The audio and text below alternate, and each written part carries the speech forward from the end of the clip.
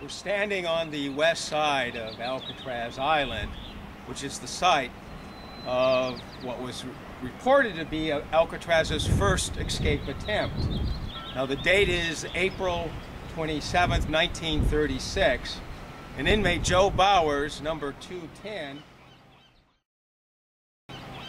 was working at the incinerator located. You can see the ruins of it by the cement ledge on that promontory coming out from the island over there.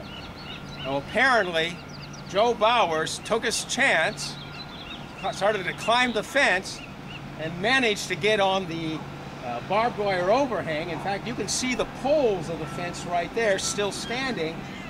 When he got to the overhang, he was shot by Correctional Officer Ervil F. Chandler, where he fell 60 feet down to the water's edge. Now, it's listed as Alcatraz's first escape attempt, but I began to look closer at the historical record and discovered certain discrepancies. First of all, Joe Bowers was considered a pretty pugnacious and difficult inmate. At Leavenworth, he was diagnosed with advanced stage syphilis, and so he had memory problems and marked mental deterioration. He also had most of his thyroid removed, in which he was only intermittently medicated. So he was in bad shape when he arrived here in Alcatraz. Now, he made 2 suicide attempts while he was here on the island. One with a razor and another with a piece of broken eyeglass lens. But the doctors were suspicious.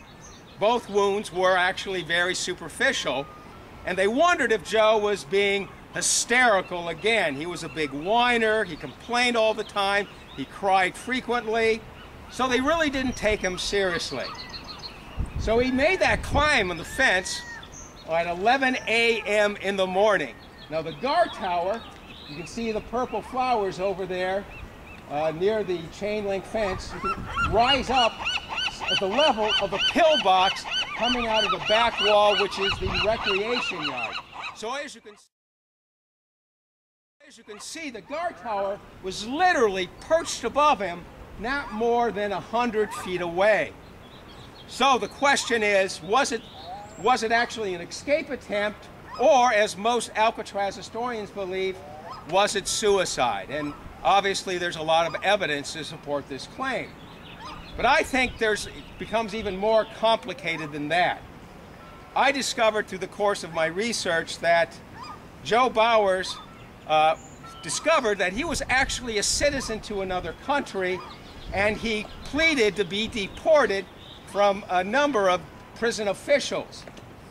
And so on the day of the event, Sanford Bates, the director of the Bureau of Prisons, was visiting Alcatraz and was given a tour by Warden Johnston when he stopped at the incinerator, and they had a conversation with Joe Bowers 1 hour before the shooting.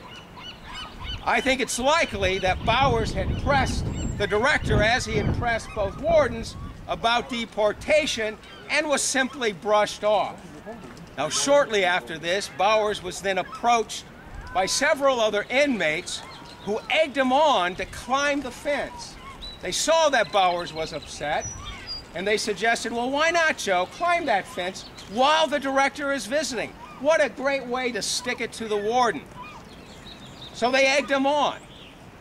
Now, the event was witnessed by 5 other officers. Their statements contradict one another. 2 of the officers were running toward the event on one side of the island. Now, their testimony pretty much agrees with the official account of the escape. But there was 2 officers that was located in the hill tower behind the rec yard wall. Now, they claimed they saw Bowers standing on the cement ledge before the warning shots were fired. Officer Archer said that he actually saw Bowers trying to climb back into Alcatraz after the warning shots. Now, if this is true, the scenario suggested is that Officer Chandler's attention was perhaps diverted for 30 to 40 seconds, enough time for Bowers to climb the fence, get on the other side, and stand on that cement ledge. Sees Bowers standing over there, then he fires off 2 warning shots. Bowers himself is in this haze of anger and frustration. He wakes up, upon hearing the warning shots, and then tries to scramble back into Alcatraz, back over the dead line for safety, with Officer Chandler watching from above. I think Officer Chandler realized that if he allowed Bowers back inside Alcatraz, then questions would be raised about his performance as a guard. And so he decided to shoot Bowers before he could cross over to the other side. That's what I believe happened at around 11 a.m., April 27th, 1936.